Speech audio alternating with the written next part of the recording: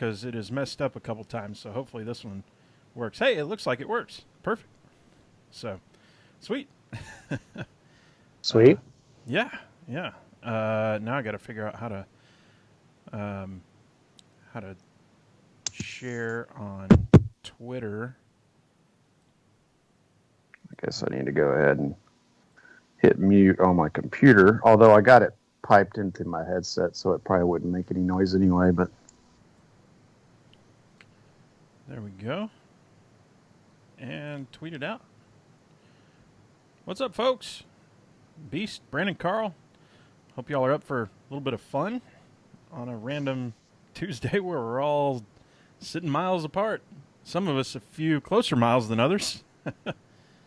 yeah. Well, thanks y'all for joining us and not watching whatever that iRacing thing. The replacements race. Yeah. Yeah.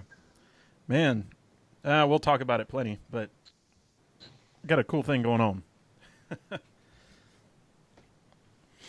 Jeff, you just been holed up? Yeah, pretty much. Today we did a social distance walk with my parents. They live about 10 minutes away. Okay. So they came down and we walked in the same vicinity, yeah, but not together. Sort of like within shouting range, I guess. They're both in their 70s, so we don't want to get them sick if we somehow have it and don't know. You know what I mean? So. Yep. Yeah. Yeah. No, I totally understand. Yeah, we had a social distancing block party this past Saturday, I think, where we marked spots off in the street that were 10 feet away from each other and just sat there yelling. That's funny. My sister had a Skype party with her friends, and coincidentally, she's in Denver. I think I've told you that before, Jeff. At least for another 2 weeks. And I joined with a podcast group that we've been following for basically since we started. And I just shot the breeze with them and a couple other guys for like 2 hours on Saturday.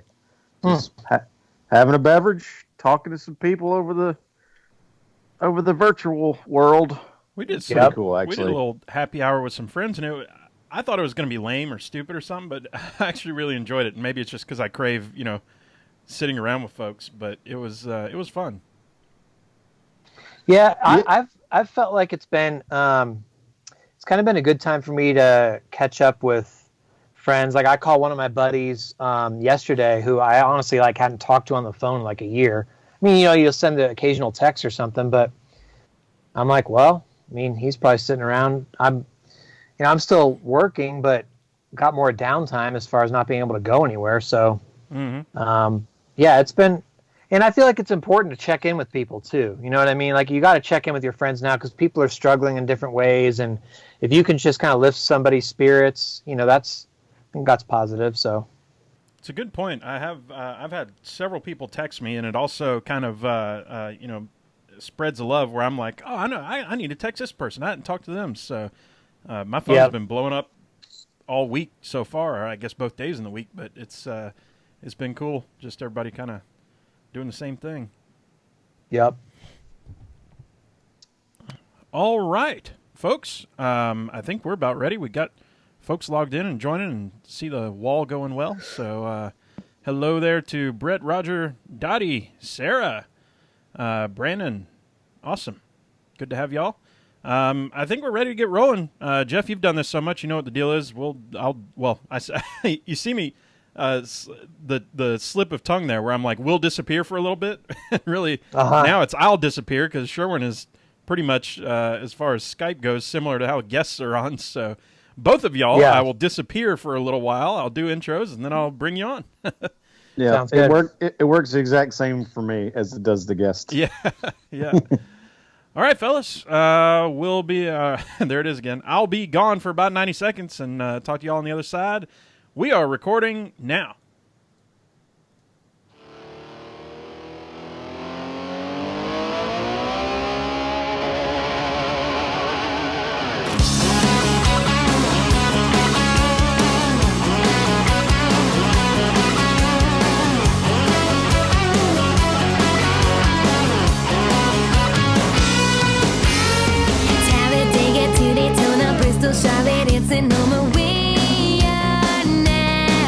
welcome, yo! This is the Pregame Engineer Tailgate Mayor Racing Podcast, episode number 236. It's Tuesday, March 24th, 2020. I'm Tailgate Mayor Rusty Wallace. I'm all alone once again, quarantine week 2 in the PTM Podcast studio. I've got the rest of the team here ready to roll very shortly, but before we do, y'all know what the deal is. This podcast is sponsored by you. That's right. You go to patreon.com/PTM. Join the What You Drink Club for as little as $1 a month to get that free koozie and some stickers. Best part is, every cent in 2020 we're donating to sponsored drivers. So join the PTM Posse today. Be a part of the sport you love. This week's show brought to you by our official sponsors at that $5 and up per month level. Those are Aaron Bearden, Robert Kepler, Coleman Clam, Eric Kettner, Ryan Keeper, Patrick Clear, Jeff Brown, Brandon Crowd, Casey, Kathleen McDonald, Stacy Wright, Brandon Carl, Rika Porter, John Bob Les Miller, Julie Bonza, John Pearson, Eddie Greer, Third Young Commander Sports, David Mullins, Patrick Johnson, Brett Morris, Chris Smoke, Brett Rosado, Chad Napa, Stacy Coleman, Matthew Camper, Lisa Chanana, Rick Houston, Sarah and Barry, Evan Roller, and Brad Harrison. Woo! Ladies and gentlemen, you know, if you want to join the PTM Posse, I know money is tight right now. We appreciate everybody who's still jumping on board with us. Here's a envelope, for example, and I'm not going to show the front because it's got addresses on it, but we do send out the stickers and the koozies and all that, and I just ran out of stamps, so I have to somehow procure stamps in the middle of Apocalypse Now and figure out how that all works so I can get everything to all the people. And by the way, I am not licking the the seal. It is a peel and stick seal, so trying to stay, sanitary that way. Anyway, ladies and gentlemen, in the right corner, he's the co-host of the PTM podcast. He's the PE pregame engineer, Andrew Sherwin. What's up, dude? Hey, y'all. What's up? We are week 2, man. I don't know what to say other than, kick it old school. Keep doing what we do best, I got to keep the train rolling on down the tracks, man. That's right. And in the red corner, tonight's guest, he's a multi-time PTM PhD, needs no introduction, but just for the sake of it, writer for the Athletic Motorsports on Twitter at Jeff_Gluck. It's Jeff Gluck. What's up, Jeff? How are you guys? I feel like, this is the first time. No, I guess I did it last July, so I was already at the Athletic then. I was going to say it's probably like the first time I've been on since I was at the Athletic, but I think at least I've probably been on with like 3 different jobs over the years that I've been on this podcast, I feel like. I think that's right. For sure. Yeah. I think I asked you before, and you said, hold that thought, because there are some things that are going to change. Yeah. And so that's why we brought you on after you got to make your athletic announcement. Gotcha. And I think I walked all over the top of you, Rusty, because when I start talking, it totally blanks out your sound for me. It's all good, man. You know how I start this show, how we start this show every week. Sherwin's starting with you. What are you drinking tonight? I actually am having a beverage. Back of the fridge was a beer from local Sweetwater. This is one of our favorite local brews. It's called a Peach Love and Happiness. Oh, cool. Figured that was appropriate. I haven't had that one. It's a fruity Berliner Weiss. It's pretty tasty. Weiss. Ooh, kind of like the Kool-Aid of beers. Berliner Weiss is kind of stepping out of bounds for you a little bit. It is. Well, it came in a sample pack, which is why there's like 5 of them in the back of the fridge. I've just been letting them sit there until I, felt froggy. Well, I don't think there's any judgment passing this week. I poured me a nice Jim Beam and whatever was the flavor of the month in the LaCroix. So it's, just feels like kind of one of those weeks. So, Jeff, what do you got for us tonight? Well, I would never come on the show without drinking something. However, it's not alcohol because I'm trying to conserve my stash right now. Reduce those number of trips to the grocery store. Yeah. Right now, I only have 1 beer left from my Deschutes Brewery pack that I bought last week. Just trying to conserve that. I don't want to just have to. You don't want to be going out in public too much. So lately, also in the spirit of these hard economic times that could be coming, I'm trying to save a little bit of money. So I've been buying these little Mio. Have you ever heard of these things? Mm-hmm. It's like a Crystal Light squirter thing. Yes. Like my hand gesture here. That looks bad. But anyway, so I have this red fruit punch Mio. It's just water, flavored water, basically. But it saves me money because the whole Mio thing is only like $3. and then you don't have to go buy drinks every time you're eating dinner. I just had dinner here. It's only 7 o'clock here in Denver. So yeah, I'm just kind of going the cheap way right now. I feel like all of a sudden this urge to like save up a bunch of money just because who knows what's going to happen. And I feel like I haven't been very good about saving money, baby and all that stuff, moving. So I'm just trying to save up just in case. So Mio for me. The way you put that, baby, and yeah, that's kind of a money deal right there. So they have the generic versions too at the grocery store, and I get those. Same thing, and it's like if y'all don't know, it's like a super concentrated, like one little squirt in 16 ounces of water makes Kool-Aid. It's kind of crazy. I didn't know they could make it that. And what'll happen is, have you had this one happen yet, Jeff? Where like a little bit of it will squirt out like on your finger or something, and so you go to lick it, and it's like no go. Oh, it's horrific. My gosh, yeah, like because sometimes if you don't get it right in the center of the cup, you might get some on like the edge of the cup. Mm-hmm. You know what I mean? Mm-hmm. And then so you go to drink that part, and it hits you, and you're like, oh, it's like cough syrup or something. You know what I mean? So yeah. You don't want to do that. I haven't bought those things in a while, but I was on a kick where I think I started with the Powerade ones because they had a little bit of electrolytes, but then Kroger started producing their own. Yeah. And there was like a strawberry kiwi one that I just couldn't let go of. And it's like $2.50 when they go on sale, and they make like, a gallon and a half or 2 gallons worth of drinking water that's flavored. Yeah, for sure. Fellas, let's start with this, Jeff. What's your how have you adjusted? What's the day-to-day routine right now? I mean, you got the I guess you've been working from home for a while, but has there been any differences that you've noticed just in kind of day-to-day goings-on? Less grocery store? It's tough because the winter, not work-wise, but like the winter, I think having a baby, when we've just moved to Colorado right at the start of the winter, and it was a long winter just because you can't go anywhere. We'd go to the mall a lot, and we'd pretty much go to my parents a lot because they live 10 minutes down the road. Oh, cool. And now we don't go to my parents because, trying to keep our distance, and I don't want to bring anything to them, and, they're in their 70s and stuff. And then the mall is just pretty, shut down. Right. And then I used to take my daughter on the light rail train, which is in walking distance of us, and we'd just ride the train sometimes, easy $2.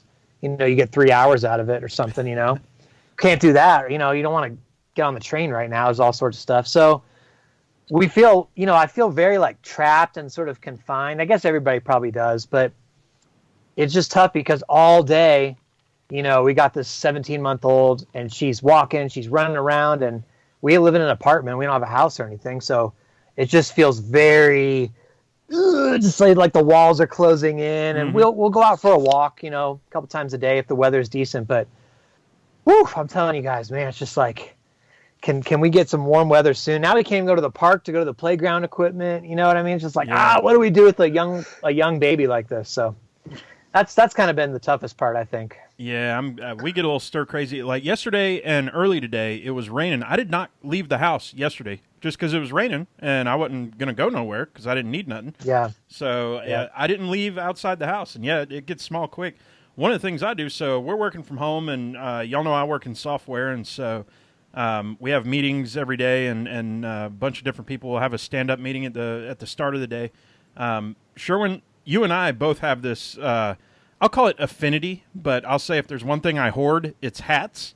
And so I have pledged to the group to wear a different hat every day of quarantine, and I'm hoping that the hats outlast the quarantine. If I have to repeat, I'm going to be a little disappointed because I think I've got hats. So I did a rough count, just kind of well, there's 5, there's 8, there's another 8, there's 6, there's 12.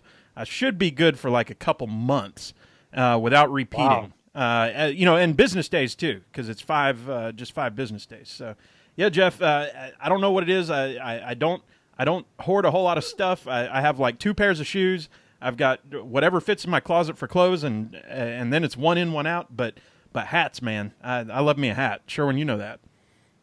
I'm looking at my pile, and there's probably, I don't know. I bet it's close to 30. Yeah. Wow. It's probably getting close to 30. And that's not all the ones I have. That's just the ones that I'm willing to wear on occasion. Upstairs in the closet, I have like 15 more. Right. Right. Exactly. Well, for me, I just shaved my head because I had tried to give myself a haircut with my beard trimmers, and it didn't work out well at all. I don't have hair trimmers, so I just tried. I thought, the low guard on my beard trimmers will be fine. Well, I came out, it was all patchy, and like some places where it was bad. So I'm like, all right, well, I'm just gonna go the whole thing here. So I've had to wear more hats, but I really only, especially like when I go for the walk and it's sunny and we're a mile high here, but I only have like 4 hats. So yesterday I was walking around, I had my Happy Daytona Day hat on. But nobody saw me anyway. And if they did, they wouldn't know what that means anyway. It's not like you're interacting with anybody. So I just figured, whatever, I'll throw on my Happy Daytona Day hat. And it made me feel somewhat normal for a minute. But now, do you still have the Jeff Gluck hat? That's the important part. Well, so I run through those. Like they get so nasty being at the track, especially through the summer and all that stuff. So I bought 2 new ones this year. Here's one of them. Oh, nice. But because I thought, okay, this year I'll have 2 and I'll rotate, and then I won't get them so dirty. Well, now it looks like I'm not even. Neither of them are getting used, but I don't want to wear them outside and get all sweaty or dirty now because I'm hoping to go back to the track this year. Fingers crossed. Right. So I want to preserve the niceness of the hats as long as I can. But I like to have a fresh one at the start of the year just because it's cleaner. It's not, I'll lean on a stack of tires and you touch your thing. You're like, oh God, I got this black mark on my hat. Stuff like that, just nasty. Oh, those are blemishes of to treasure. This came from this track at this guy's tires. It was pretty awesome. But I do run. So with so many hats, I don't really treasure any of them, I guess. So I'll just run them through the washer and dryer. Not the dryer. I will take them out of the washer and I'll stick them on top of the dryer while the rest of the clothes run. But that's, I got a lot of hats. What can I say? The hard part is rationing them so that, okay, well, I don't want to wear all my good hats up front because then, then you're a chump. Now you're wearing stupid hats later. So I got to wear like 2 stupid hats a week and 3 good hats. So, and Sherwin, I'm trying to find the right time to wear the Rico Abreu hat that has the mullet hat? The mullet. Yep. Sherwin got us both those. That's choice. Yeah. That will get worn. I will not wait until quarantine is over. That's going to happen. It's just got to, I got to decide when to let the Tennessee waterfall flow. Gentlemen, and PETM Posse, this is about what it's going to be like for the next few weeks, I hope you're having fun. Sit around, talk with us, have some fun. I will say this, Jeff, I noticed, down here in the South, in the Southeast, you can see on my hat and Sherwin's, the bill has to, the ends of the bill have to point to the ground. Is kind of and if not even pigeon-toed a little bit. So, but I do need to get me a Southern thing. It appears so. Most times when you travel around, you'll see. It's more of it's not so much a Southern thing as it is a redneck thing. That could be. Okay, that could be. It's just something you learn. What does this say about me then? That I have like the. Not curved hardly. I don't have flat bill, but it's not curved much. So what you need to do is take it West Coast. And roll it up like that and hold on to it for a few minutes and then go touch a tire. I don't know. And then touch the bill. See? See, we just have different kinds of styles. Yeah, that's all it is. I need to get me one of them Jeff Gluck hats, though. I like that. Is that for sale, Jeff Gluck? These are actually Travis Matthew. It's like a golf designer. Okay. And the reason I started wearing these hats is because when I went on my own, I don't want to wear like a hat with my face logo on it. I thought that'd be weird. Like you're wearing a hat in your own face and your face has a hat. Dude, that right there is redneck. That would be you would be king of the redneck club if you've got a hat with your face on it and you take that bill and you mash it in like this. Man, you're running now. Well, I didn't want to go that route, but so I was the Travis Matthew hats, what I like about them is that they don't have any logo. You know what I mean? They have different, like, well, some of them do, but I picked the ones that don't, like, they just have stripes or simple designs. So then it's like, you know, I just feel like it can go with, it's more professional to wear at the track when I'm trying to, like, represent the company or whatever. I asked for an athletic hat with, like, the A on it, but they have so many employees, they I guess they're out of them. They're not making them right now or something. So maybe someday I'll switch to that, but not right now. Well, the partial curve at least looks better than Ricky Fowler's, like, super straight bill. I can't pull that off. No, I can't pull that off. That hurts my head. I'd have to go up in hat size. Anybody does. I don't think anybody pulls that off. They just do it. Well, I go to, you know, I've, like, been to some of the Supercross races, and you'll see, like, some, you know, 13-year-old kid walking around with, like, a straight build monster hat on, and, like, you know, all his, like, I don't know what makes kids cool, but he looks cool. And I'm just like, oh, okay, well, that kid can pull it off. I can't. Almost 40-year-old Jeff can't pull it off, but some, like, Southern California teenager can do it. You know what I mean? Yeah, yeah. Well, Jeff, speaking of what we're doing right now, other than just sitting here talking, what are we at, 17 minutes talking about hats? What's your so you're still writing right now and everything. What's your inspiration for articles? What are things that you're looking at going on and you know in this time? Everybody's looking for a little inspiration somewhere. What's your thoughts there? Well, this is probably going to be, you know, the toughest period, I would say, of my writing career. I'm sure a lot of sports writers are in the same boat. But you know, I would say the one good thing is that everybody at the Athletics in the same boat, right? There's no sports at all. It's not like this is the off season. There's just no sports for anybody. And so, you know, we have like a Slack chat at the Athletic, and like there's this group called Let's Get Weird, and it's people putting in all sorts of crazy story ideas. Hey, what if we did this? What if we did this? What if we did this? And, you know, it could be something from basketball, but you can read those and be like, oh, I could do that for NASCAR. You know, that might work. So everybody's trying to, like, be creative. And, you know, I think the company mission is sort of like, hey, let's try to keep it light. Let's try to brighten people's day, distract them, you know, provide some entertainment right now. But it's really tough. It's really tough to come up with stuff and then come up with stuff that's not crap. You know what I mean? Mm-hmm. Like, not just some dumb list or something that's just going to waste people's time, but, like, you know, I really want to try to do stories on people, and, you know, I want to get people on the phone still, but, you know, some of the race teams, frankly, you know, they're playing this a little cautiously, which I understand. Like, they don't want to do an interview with me joking about stuff when there's people dying, and, you know, that could look bad later if they did that. So, you know, there's some caution on that end. Some people seem willing to do it. But, you know, it's tough. I don't know.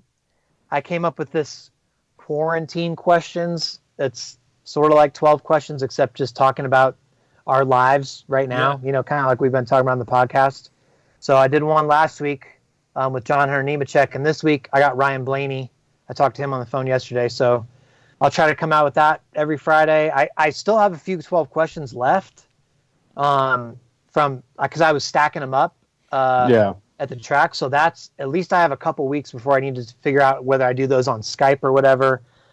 Now, this iRacing stuff has really, really been helpful, actually, because now we can still do our post-race podcast. We'll have something to talk about. I'm really excited that it's going to be on Fox so people keep watching it, not just on Twitch. So that was like a huge relief that I think the first one went well, because it's like, for me personally, I'm like, oh, thank goodness we'll have some sort of competition in some way to talk about, even if it's esports, which I've never really been a huge fan of. But I see the entertainment value in it now, and it's better than nothing. So why not, right? Yeah. Well, with that, let's do the teardown and start with the report card here, because in some way, shape, or form, there was racing this weekend. And holy mackerel, you said it, the biggest, I would say the biggest sporting event of the week the iRacing Pro Invitational, as it's been called. Let's start with this. Maybe you can give us a little bit of info here, Jeff, from the people you've talked to. How did this all come together? What was the story behind the scenes for this to even take place and happen? I think drivers started talking to each other, and along the same time, iRacing emailed a bunch of drivers and said, hey, what do you think about doing this? And then NASCAR got involved, and then they took it to Fox, and they're like, what if we tried to do this? But they kept getting more and more and more drivers all the way up to the last minute. See if they could find them rigs, seeing if they could, because a lot of the guys didn't have any experience doing it or very limited experience, didn't have their own equipment. So it was a matter of like, can we get them set up in time? Excuse me. What was really good about it, though, is like what Denny Hamlin said on this post-race conference call, that there was no one person that came down from on high, or like from NASCAR, Fox, or anything, that said, hey, everybody, we're going to do this. Like, nobody forced the drivers to do it. Everybody on their own just said, you know what? We need to entertain our fans right now. We need to give them some distraction. We need to put on a show. This is good for everybody if we can pull this off. And so the drivers, even if they weren't totally enthusiastic about the racing, or they thought, I'm going to suck, from Kyle Busch to Logano to Keselowski to Kurt, guys that didn't really have, much experience doing it, they're like, hey, I'm on board. Then you had the iRacing guys who are, of course, going to be on board, like Hamlin and Dale Jr. Mm-hmm. But, it's just, I think that was what's so great about it, is that, everybody that's on this podcast listening, you are fans of a sport where the people that you follow, the star athletes, instead of saying, see you in a few months, guys, peace. They could have easily done that and just laid low and not, just disconnected. But instead they're like, hey, I want to do something. And it seems like a lot of them want to keep doing it. They're practicing. They're taking time. Now, I know we're all sitting around, but they don't have to do it. So I really applaud everybody for pulling this off, because I think it's been, that broadcast the other day, you just feel like that just little bit of normalcy, just for a few minutes at a time, it feels so much, just better. You just forget about everything for a minute. It's so nice, Yeah. Sherwin, a question over to you, or a thought. What I was most impressed with was, how long did Fox have to put this together, and what kind of crew did they give them to do it so that they could, practice this whole social distancing, all that mess? I thought it was amazing, and it goes to show what professionals in this space can do in probably a short time frame, and bring up, all the graphics that they had, all the different tickers, all the other stuff they had going on. I was amazed by that. Sherwin, what do you think?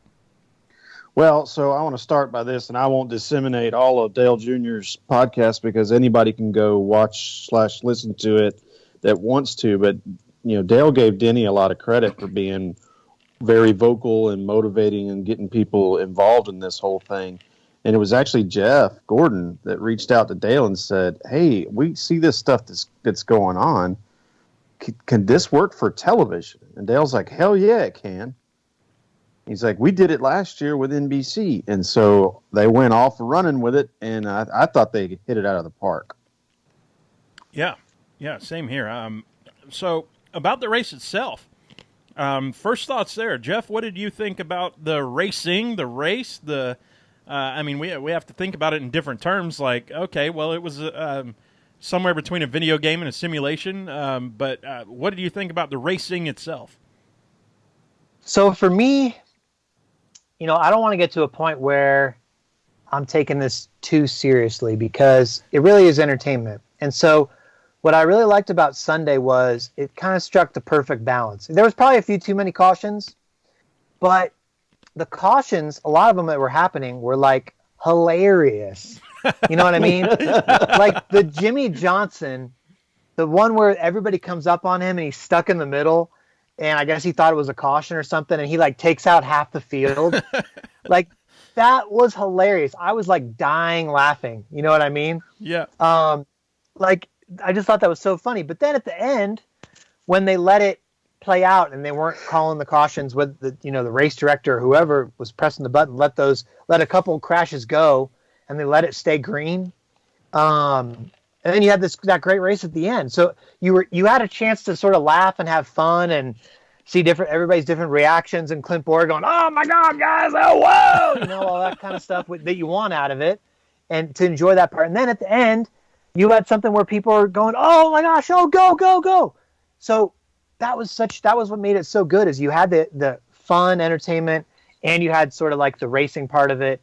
I just enjoyed that so much, and I was just smiling, and I don't know, it just made you feel good. You know what I mean? Yeah. Sherwin, the race. Yeah, go ahead. What'd you think? No, it's your floor. Oh yeah. I would probably echo a lot of what Jeff said. I think there is a certain amount of hilarity involved, and this is where the video game piece of the puzzle comes in, because obviously they get the resets, and the cars aren't completely trashed the way they are in real life. They're still somewhat functional, at least to get them back to pit road and whatnot. But yeah, I mean, it was frustrating that they only ran 20 green flag laps in the first 50. But I think as these guys get a little bit better at this over time, we might see a little less of that. But then the end it felt like we were actually watching a race. Dude, I got excited. I guess we were. Holy crap, I got excited, didn't you? Yeah, I was standing up. And if Junior would have won, would that couch that you're sitting on right now still be standing? No, I definitely would have flipped it. Right. Oh yeah, that was couch flip worthy. You know what I loved? I shouldn't say the most, but Fox even got all the details right. They had the invocation, which I thought was very appropriate for where we're at and everything else. The anthem with the dude standing in front of his garage door. The command from the iRacing champion just sitting in his rig or whatever. I thought all that was just perfect down to a T. Who knows? They may go more Hollywood with it coming up, but I really like this sort of grassroots elements that we're feeling in it right now, Jeff. Yeah, I thought that, the tradition element is something that's really important, and it goes back to the normalcy, right? I mean, that's why I wanted to do like a tweet up and a quiet track and, the post-race podcast in the top 5. I want to do everything that I do as much as possible on a normal weekend, because it makes you feel like things are going to be okay, or like they're not that bad for a second. And that's so important for all of our mental health right now, because if you just sit there all day and think about, the state of the world and this is, the uncertainty and how it just weighs on you. And I thought for that moment where especially when they're playing the anthem and the guy, just kind of everything stops for a minute, you just have a chance to think about it. I thought that was a really touching moment. I almost got choked up because, and it's not just our country, but the whole world's going through something right now. And to have that, and to be able to have sort of like this gift of just everybody virtually gathering around this space and having something in common to just entertain ourselves with for a minute. I thought it was beautiful, anything that they can do to replicate the actual experience from doing Crank It Up to Michael Waltrip with the grid walk. I mean, never been so happy to see Michael Waltrip grid walk, you know what I mean? Like with the taco. I thought that was great. And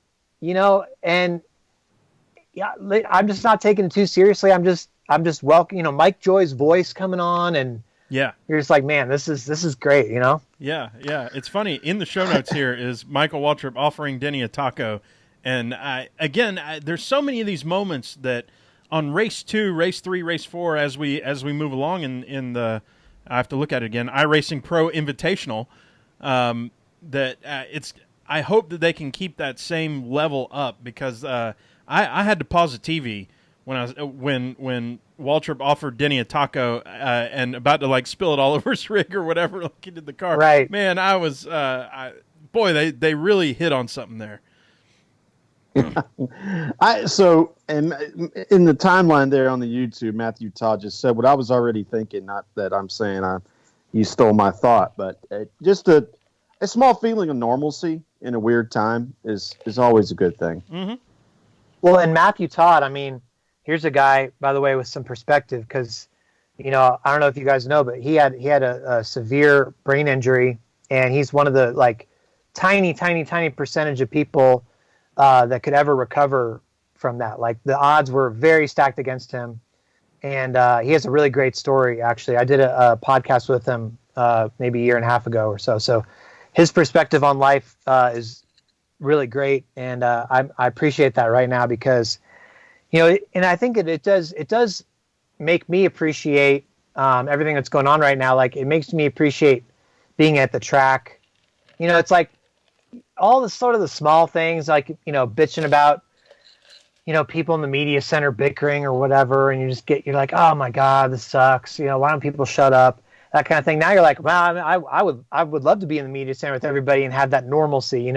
I would take that in a heartbeat, or whatever. A flight delay on the way to a race. Mm-hmm. People like, you're like, oh my god, my flight's delayed an hour. I got to sit here. My flight got canceled. Well, how great would it be to have a flight canceled because you're on your way to the racetrack right now and everything's back to normal?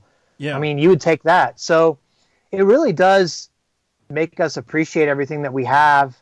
And I think I'm hoping it'll help with the appreciation for NASCAR too, because we all got it. I mean, I'm guilty as anybody. We all get sucked into the negativity at times. Like, why are they doing this? This sucks. The rules package, you know what I mean? But I don't care right now. I would take anything to see real live racing and be there and just be like, oh, this is all behind us, So I think hopefully everybody comes out of this with a greater appreciation for everything that we have, Yeah, that's a great perspective, and it sounds like Roger on the YouTube there. Same thing with my wife.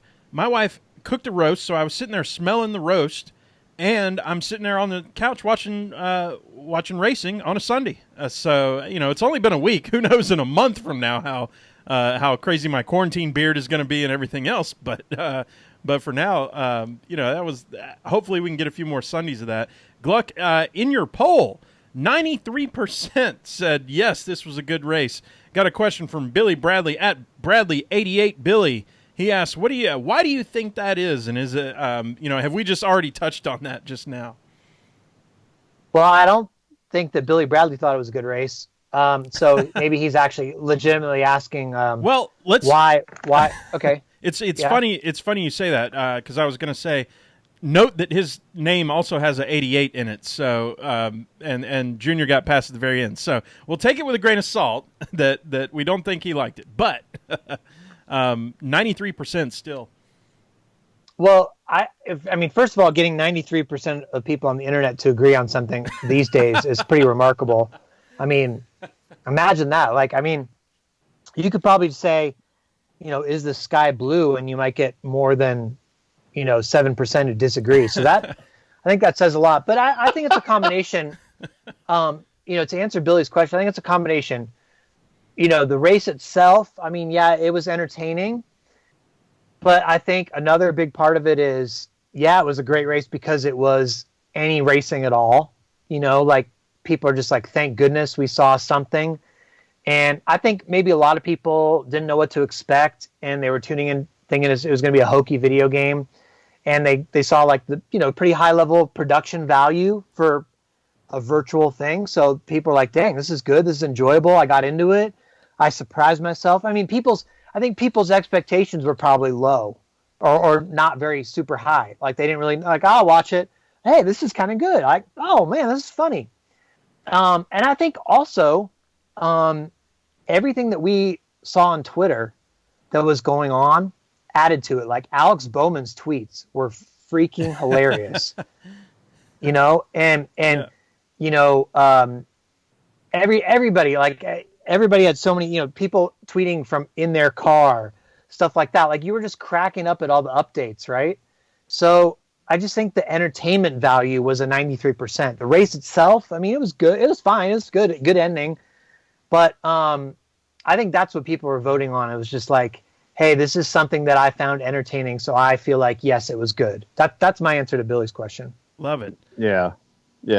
I think the the more and more things like these happen, and I don't mean like a pandemic, I mean an opportunity that to get back to, like we were talking about earlier, some normalcy. I think I subscribe more every day to Rusty's theory of leaving wanting more.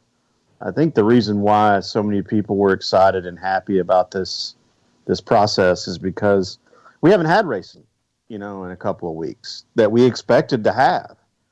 And so to get anything even remotely close to it, and to have, every driver in this race, be a name that you know these people. Most of them are Cup drivers. I mean, I thought it was cool that they did mix in some Xfinity and trucks. I heard that they had so many people apply to be in the race. They actually had to run a last chance that we didn't get to see that was offline. Oh, man. So that's pretty cool. They did. Yeah, like Justin Haley and Stuart Friesen, I think, wrecked in that last chance race and took themselves out of the transfer. I was watching on Garrett Smithley's stream, actually. He had a stream going where you could see that race for part of it. So, but, I do think there's somewhat of a danger that this could get old or something like that. So, I hope they do find ways to keep it fresh, especially as this drags on. Like think about a month from now, right? Or even, 6 weeks from now or 2 months from now. I don't even want to think about longer. But if we're all in the same situation, then that means like a lot of damn people have died. Our lives have been, changed for, right now we're only a couple weeks into this. So it's easier to have that lightness, I think. But if it's really that grim, it might be harder to enjoy it and just put everything aside. I don't know. But hopefully they need to focus on keeping it entertaining. And the way to keep it entertaining is having drivers get mad at each other like they did on this. The one guy made a radioactive. I don't know if you guys, did you see that? Yep. The guy went and pulled driver audio and put it to the broadcast. Fox Sports kind of made one, but it wasn't the actual audio from this race. It was just from other races. But if they can do that, or if they can show live driver cameras, like all of them, or like show somebody getting mad or all that kind of stuff, that'd be good. Well, keep it as entertaining as possible, How about 1 week or midweek or whatever else? I kind of put in second period the future of this stuff. And what I mean by future is like the next 6 weeks future. But what if you had, like they do in golf, like a seniors league? What if Bobby Allison sat down behind a rig and drove? I would watch it 12 times just to see him. You know what I mean? Like I think there's opportunities here that they can keep churning out new stuff, and like you said, Jeff, stay fresh. Yeah, I mean, in theory, you could get like, Tony Stewart, Richard Petty, Jeff Gordon, Rusty Wallace. You could get a bunch of these guys and just be like, look, here's how you do it. Here's the gas pedal. Here's whatever. Even if it wasn't a good race, can you imagine just seeing some of these guys sort of race together? Oh my gosh. Yeah. Yeah, I agree. I mean, that'd be great. Now, the question is, how far does TV want to go with it, right? Because it's one thing to have the Twitch stream. I think it's really important that first race got good ratings enough for them to want to keep showing it on now Fox and FS1 going forward. Because like tonight's race that we're missing right now talking here, like the replacements race, the series, it's on Twitch, and that's great. But a lot of NASCAR fans don't know how to get into Twitch, or if they do, they don't know how to stream it onto their TVs, and you're just not going to get the naturally as big of an audience. So as long as they show this stuff on TV, I think that makes it so much easier for everybody to sort of rally around. The other thing too, and you touched on this a little bit, is we know the names, and that makes a big difference because, like, for me personally, it's nothing against the professional sim racers, right? Like the guys who really do it for, regularly, who are really good at it in the Coca-Cola iRacing League or whatever. But I can't get into that as much because I don't really know them. I don't really know if it's good that, this guy won or whatever. I get into it because I see the real people driving their simulated cars. I know their personalities. I know who they are and how they're going to react. And, you know, if Kyle Busch gets into Garrett Smithley, it's like, oh my gosh, this again, you know, this kind of thing. So that's what I like. So I think they need to keep it as much as possible as like the big names or the names we know racing. That makes a huge difference. Sherwin, I'm gonna 100%. I'm gonna kick this one over to you. Let's talk about the future of and as Jeff said, iRacing in the short term. All the iRacing Pro Invitational events will be carried on Fox FS1 and that Fox Sports app. So, looking forward a little bit, could there be extra incentives here? Or are we going to keep going for bragging rights? Like maybe we set up sort of a quote-unquote rules package, if you will. Like you get 2 resets per race or 1 reset per race or something like that. We could have sponsors in this thing. We could see money involved. What do you think? Well, so I think it's already been announced that they're going to reduce the resets from 2 to 1 to try to reduce some of the crashing. But yeah, I mean, I don't know why they wouldn't. I mean, I think at this point, based on the rhetoric of the various and sundry shows that I've paid attention to, it was not painfully obvious, that's the wrong word, but it was obvious that there were drivers who were asked by their sponsors to participate because there was exposure available. And, you know, Junior talked extensively about it in his podcast about how it gave him the opportunity to run the filter time, wrap on his car, which is the company that Blake Cook started, and then Junior bought in it whole hog. So they're like in business partnered together with it. And, him running up front all day means filter time got a whole bunch of exposure that they didn't even have to pay for. Now he's invested in the company personally. So, you know, his time and effort is related to that exposure. But, you know, Jimmy was out there in an Ally car. Kurt was out there in a monster car. Denny was out there with his full FedEx scheme. I mean, the exposure is happening. So it wouldn't shock me at all if they came up with some reason for these people not to just constantly be wrecking each other. Yeah. Jeff, how about you? I am curious whether a point system, like, look, first of all, whether they want to do a point system or not, we're going to keep track of it in some way, whether it's Reddit or somebody on Twitter. Somebody's going to start adding up the points, going up the finishes.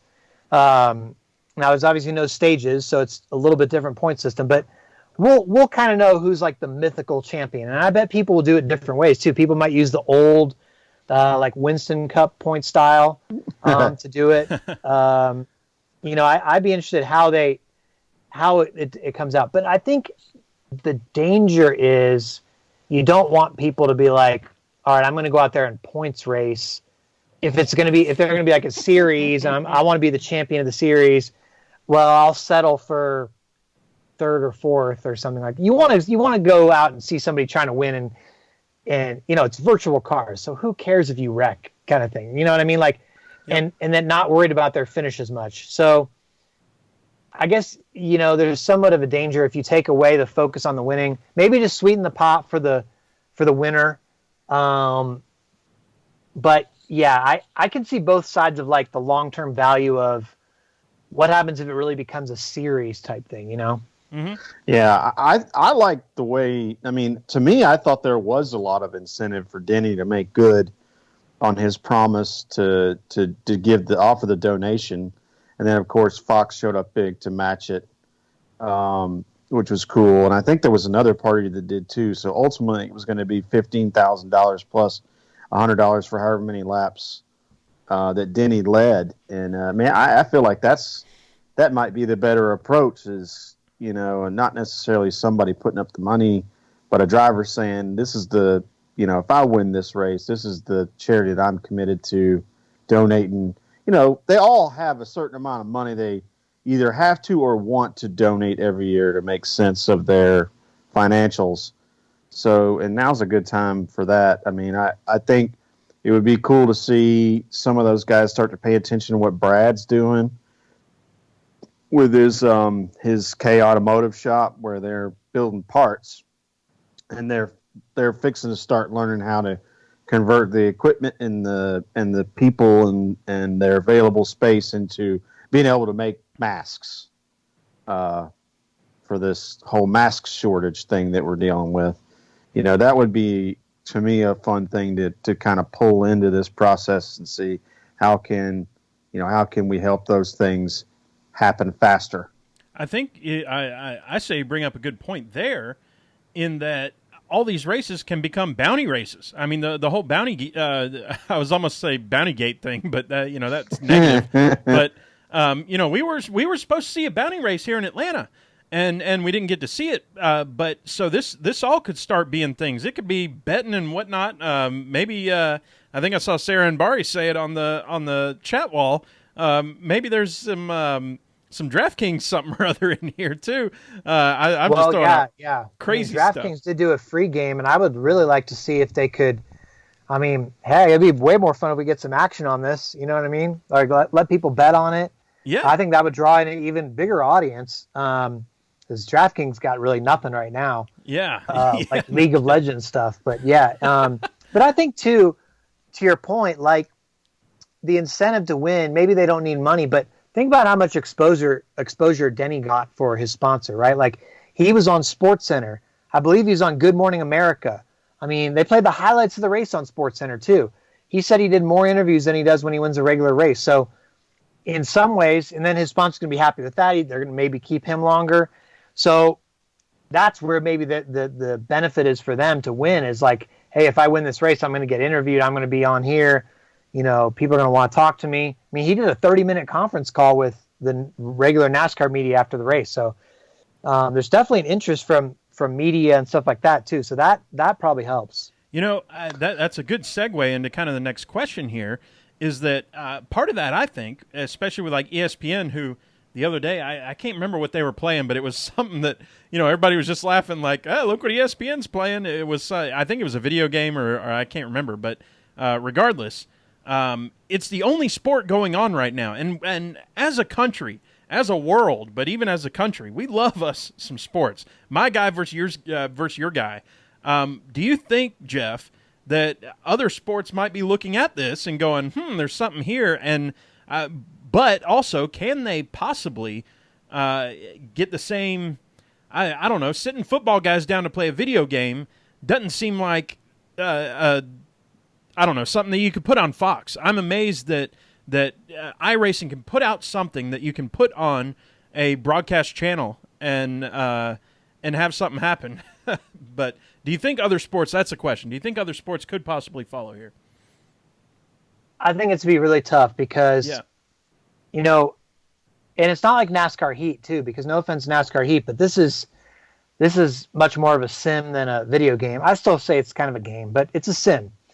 So if you're going to play NBA 2K or Madden, like let's say they came out and they said, all right, Steph Curry, Russell Westbrook, Damian Lillard, all these people, they're going to sit down, they're going to play with themselves, play as themselves on NBA 2K or whatever, right? And we're going to show it. And you would know that player is being controlled by that actual guy. That'd be kind of cool. I just can't see it being the same, because that seems like so much more arcade-ish or a video game than this, which is like so realistic that Denny's saying the actual inputs that I'm doing on the wheel are what I would do in real life. The breaking points, all that stuff, that is the same. A guy pressing a controller like this is not doing the same motion as his shot. Yep. So I think they'd struggle. I think NASCAR is sort of in this unique position here where they could really be onto something if this keeps growing. Like they really could sort of own the sports world during this time. Sherwin? I totally agree. I think the most unique thing about this is there's 25 years of technology that has developed into what we have now as iRacing. Despite the fact that, some of us, myself, skepticism aside, have called it a video game, and I'm sure that pisses people off, but there is some real life translation from what they're doing, what they did Sunday and what they might eventually do when it's time to actually go back racing. It is like practicing racing without having to tear up a race car. It is an opportunity for someone to glom on to, hey, this is really cool. How much does, a 12-year-old say, hey, Dad, I think this is really cool. How much does it cost to set up a rig? Well, at its base level, if you already have a pretty decent computer, you're only talking about a couple $100. I mean, that might be just a really nice Christmas present or something.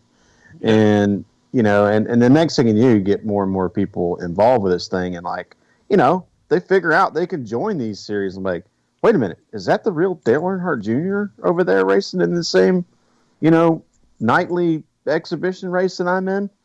There is an opportunity here that they could really capitalize on, especially since TV has been willing to expose it. And I knew it was big when Denny was on the 6 p.m. Sports Center with Hannah Storm. That's the number one ESPN program, and ESPN doesn't even broadcast racing. Mm-hmm. That's a great point. That's all big. Oh, were you going to say something? I was looking at your video. It looked like not really. I think I was done there. I think they can make this as big as they want it to be, as long as they don't turn it into a circus. Yeah, I love the way you put that.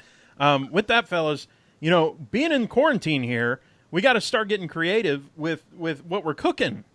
So let's and y'all know if you ever watch PTM After Dark, meaning everything that happens on YouTube after we stop the podcast, we talk about food a lot. We sat here and talk about Waffle Houses and Huddle Houses, and we sat here and talked about Cracker Barrel and all the rest of it. And I haven't looked if Cracker Barrel's tweeted something. I'm gonna look at that right now. Oh. But what are y'all? What's your proudest thus far? We'll start with you, Jeff. What's your proudest meal that you've put together? Well, we don't cook, first of all, so that's really bad for this time. We've been really relying on, for our whole married lives, we just pretty much get like local restaurant takeout a lot. So now that's really not great. So we're struggling to come up with different ways to feed ourselves, I guess. And tonight, just before the show, I went down to the local Sprouts. Do you guys have Sprouts out there? I don't think so, right? No, we do. There's a Sprouts here. Oh, yeah, I was going to say, I've heard of it. Okay. So I went down to Sprouts because they still have a pretty decent amount of stock. Because everybody's going to the big grocery stores. People forget about Sprouts. So I went down there. They had a couple kind of fresh pasta, like a ravioli, tortellini stuff.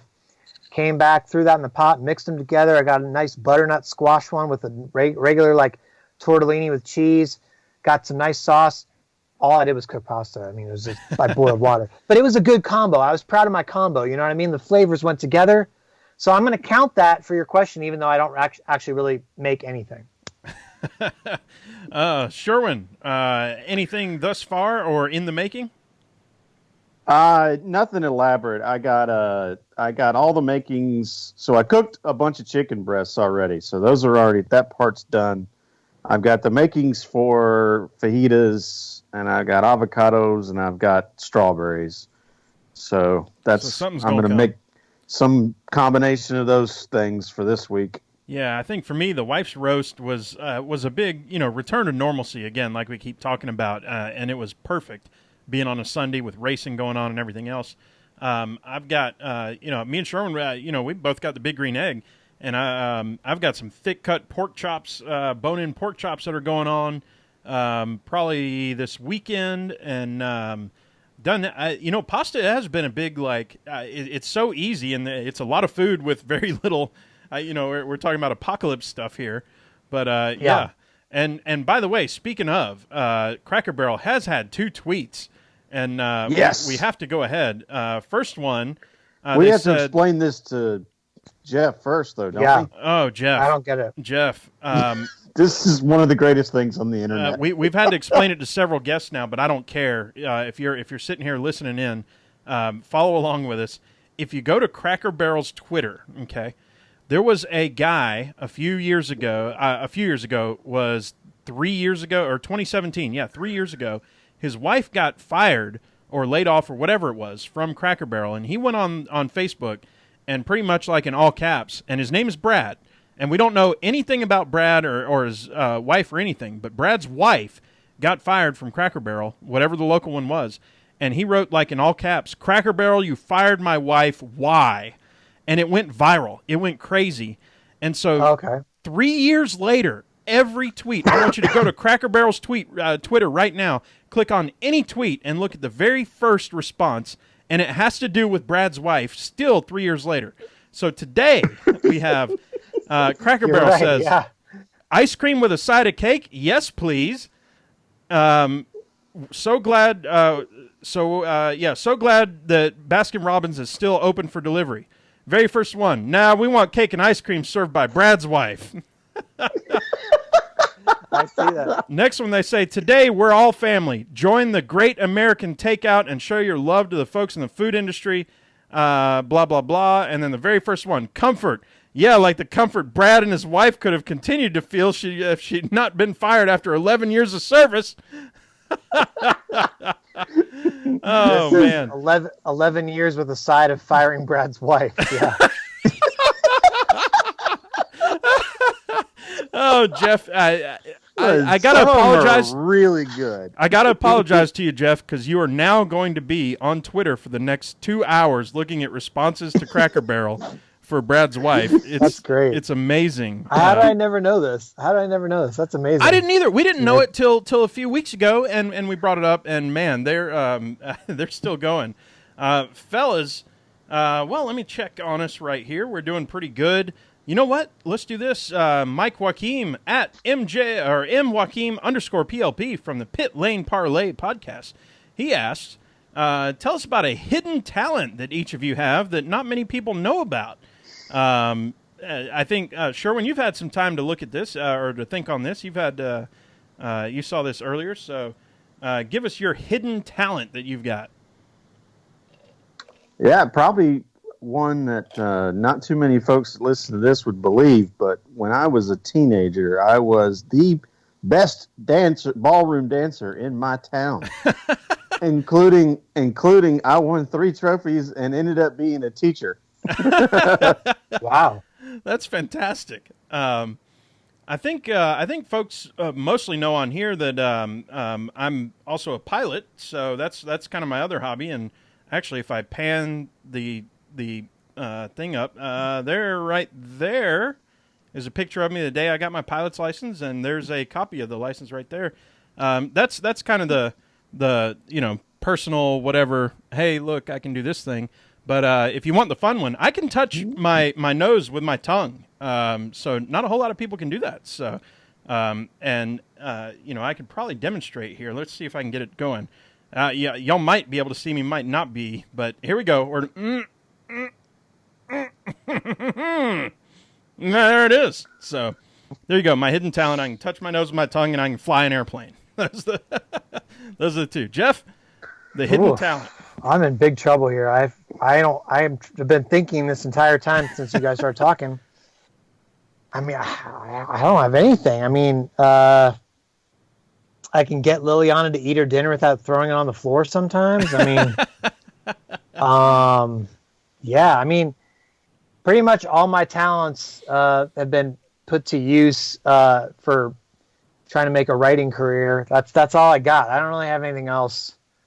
So if that's even a talent, yeah, I feel really bad, but I feel like I don't have anything. I mean, I can't even think of anything. Maybe I'm forgetting something, but I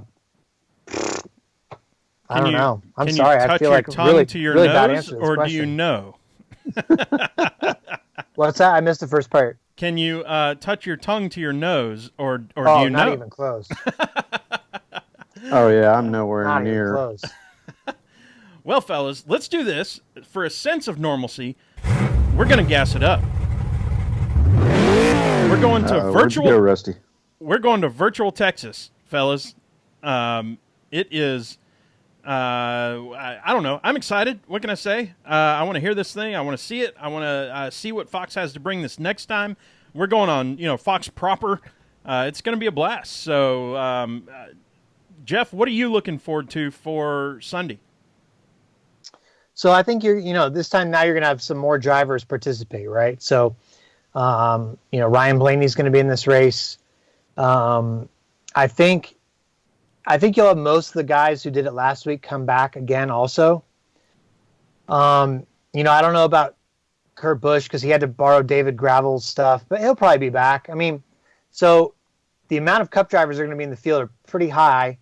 So those spots to race in, that's going to be really interesting because now all these Xfinity and Truck Series drivers want a piece of this, right? Mm-hmm. That's going to be really competitive to race their way in. I hope they show that, but I just hope it puts on a good enough race for people to want to watch again because Texas is Texas, right? So, But if you make it through Texas, the next race is Bristol. Woo. So that's going to be really, really fun. So I just hope that Texas provides us enough of a bridge from the Homestead race to get something excited about going into Bristol because that would be a freaking blast to see, I think. Yes. Excellent. Yeah. Looking forward to that. Hopefully it happens. Sherwin, let's start with you. Let's do some picks. Who do you have for the Texas virtual race coming up? We might as well. Well, I mean, on Saturdays and Sundays in the real stuff, he's not much of a factor, but he seems to certainly be a factor on this iRacing. So I'm going to go with Timmy Hill. Oh, you took my pick. Oh. Have y'all seen his rig, by the way? It's like it's the Sherwin rig that you were talking about. It's a decent computer, a couple $100, and I've got a rig, and dude is smashing it. So it's a great pick there. If I'm picking for Cup, I'm looking at somebody like a Kyle Busch or any of the guys. Brad Keselowski, Joey Logano going after the mile and a halfer. I'm going to go ahead and pick Dale Jr. for the win at Texas. So, Jeff, it's on you. I'll go Garrett Smithley. I mean, he had a good run. I think he has a similar skill set to Timmy Hill. I've watched a lot of his Twitch streams over this last week. Never thought that's some words that would come out of my mouth, but they are. And I mean, Garrett Smithley's pretty good. Since Timmy Hill's off the board, I'll go with Garrett Smithley. Well, I knew one or the two of us, we were going to flip or flop those picks. So yeah, I knew I left you something good out there on the table. Yeah. I didn't want to leave Jeff with nothing. So I'll go with Clint Boyer for the most entertaining, etc. Well, how about Fox setting him up in their studio so they could just spy on him like a caged animal for the entire race? Oh, man. Fellas, it's been an absolute pleasure, and I mean it from the bottom of my heart and the heart of my bottom, because, who else do I have to sit around and video chat with and have some fun talking racing? I hope everybody has enjoyed it. I know there's a lot going on. We're just trying to have some fun here while it's all happening. Everybody's got a different situation and all that stuff, and the thoughts and Facebook likes and everything else is with you. So appreciate everybody being on. Jeff, why don't you tell the folks where you're at and where they can find you coming up? So actually, I haven't even talked about this yet because I don't know why I didn't plug it, but or on any of my channels or anything. But so I'm at the Athletic right now. If you're not a subscriber, they're actually, because of the strange times we're in, they're doing a 3 months free trial offer. They've never done this. I guess I was worried about what current subscribers would think, so I didn't want to put it out there necessarily. But if you sign up, you get the first 3 months free, and then you can cancel before they charge you for the year if you want. So that is happening right now. You can go to any of my stories or my links, and it should prompt you with this offer. So that is something that it's out there. If people have never read The Athletic and they want to read my stuff, got the 12 questions, got top 5, got these quarantine questions, other features coming up. So check that out if you feel like it. Jeff has not paid me a dime to say anything, but I will tell y'all, as a subscriber of The Athletic, because I got it, we got it for like that initial thing when you first moved over there, and got the initial however many months free.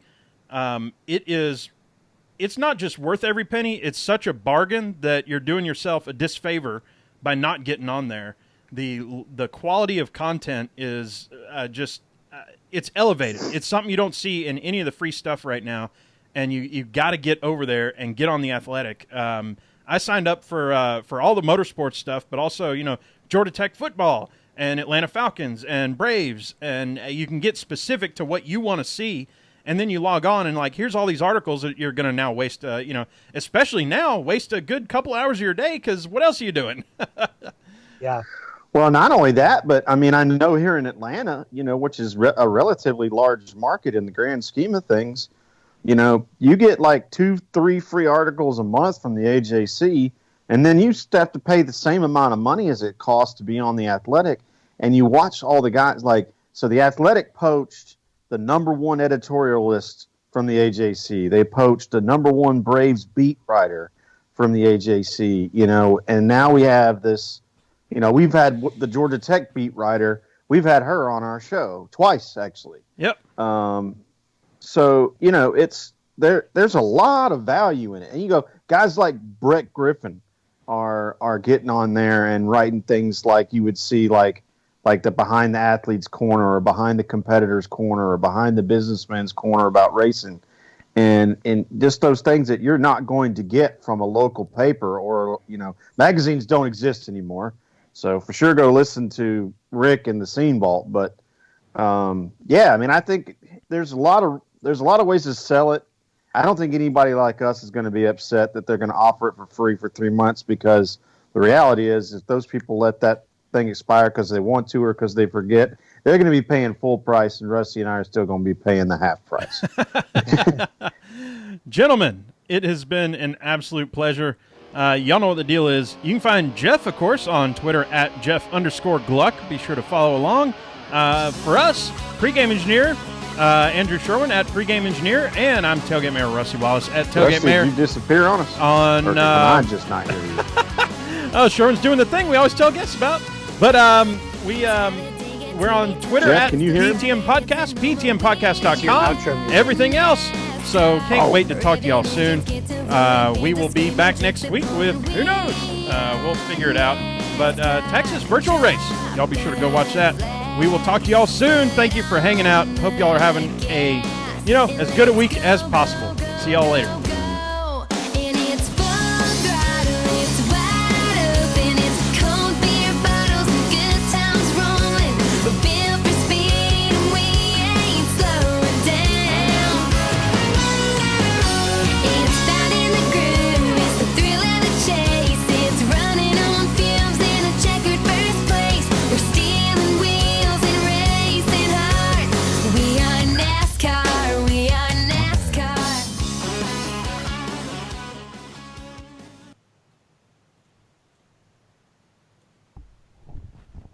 That was pretty funny because, Sherwin, you're kind of like a guest now on the show, if you will, in terms of the listening portion. And you're doing all the things that guests do. Rusty, you still there? Can you hear me? Well, the problem is you can't touch the volume on that outro until you're finished talking. Oh, yeah. Or but, else, because I had no idea what you were doing, because you started the volume up before you finished speaking. So I thought something was wrong. Well, funny, last week you could hear everything, so I don't know how to, I don't know how it works. This is what it always, I knew from experience, this is what it always sounds like for me, like the intro and the outro, it just goes quiet. I can't hear what you guys are saying at the start, and then all of a sudden, once the music stops, then I can hear you talking. Yeah. Whatever, no, I just thought it was funny because Jeff has been on so many times, he knew exactly what was going on. And Sherwin's like, what's going on? I think I could hear it all last week, so I got to get off the phone and back on the laptop for next time. Yeah. Well, we do but what we got to do. You were talking like you were about to ask a question, almost is what it sounded like to me, and then it went blank because earlier in the process, it had happened a couple different times where you blipped out for me, and I don't know if that's because you were messing with something on the mixing board or just part of doing things over the internet. It might have been the sound effects playing anytime that I threw in some sound effects or something.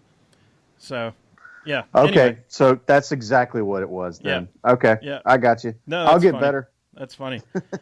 Jeff, it's been awesome, man. Appreciate you being on. We're still live on the YouTube. So what's up, Good YouTubers? to virtually talk to you guys, of course, as always. Yeah, being able to, like I said before, just even talk to anybody, Yeah. and for it to be Yep. people that Yeah. I like to talk about racing. Can't have no better Tuesday night. I'll tell you what. Yeah, I'm gonna have to organize one of these virtual happy hours. Yeah, dude, Sounds it's good. fun. I'll get you on the one of the next ones or something. It's just been fun just hanging out and like I said, it seems lame. Like, why don't we just all get together? But when you can't get together, it's like, hey, this is actually working out pretty well. Well, my mom, I was texting with her over the weekend, and she's like, "Man, your sister did something really cool with her friends. They had minding all of social distance things, and like, they had. She sent me a picture of what a sister had sent her, where it's like, there's 4 or 5 or 6 of them, and it's obvious they're all in a different place, but they're just all having a glass of wine or a beer or whatever they're doing, just BSing." And I was like, well, guess what, Mom? I actually did the same thing, but I did it with a bunch of people I've never even met. Yeah, yeah, She's like, that's pretty cool. I'm like, yeah, we're trying to make sure that we respect this thing to the utmost degree. yeah, yeah. Fellas, I'm getting this thing done and uploaded, but Jeff, it's cool. Best of luck in everything. I work in healthcare software now, so like we are. Wow. As it turns out, we're a little busy. Yeah, gosh, I bet. Jeez, that's crazy. That's Yeah, crazy. Yeah, it's crazy. Wow. Well, good luck to you guys. Stay healthy and everything. Take care of yourselves. All right, you too, brother. We'll Same talk to you. soon. Appreciate it. Yep. Have a good one, guys. Till next time. All right. See ya. Folks, we're gonna go dark on the YouTube at this point. Appreciate you hanging out. It's been fun. And we'll be back next week. We'll have to figure out what all that means. But as long as we're healthy and we're isolated, we might as well sit here and podcast. Hope y'all stay safe and all the rest of that. So, I don't want to get too serious, on a podcast here. We're trying to have fun, but really, we love y'all. Right. Well, we'll start, doing some more things like I did today with trying to get somebody to, write us up a silly question that we can mess around with, and maybe come up with this day in racing. Yeah. Find something historical that happened to match the date or whatever, and of course, obviously, we hope this, like Jeff said, if they make this thing a success at Texas and Fox is still in, we're going to get Bristol, baby, and that's going to be bananas. Yes, it will be. Yes, it will be. Folks, thanks for hanging out. We'll talk to y'all soon. See you later. Bye-bye.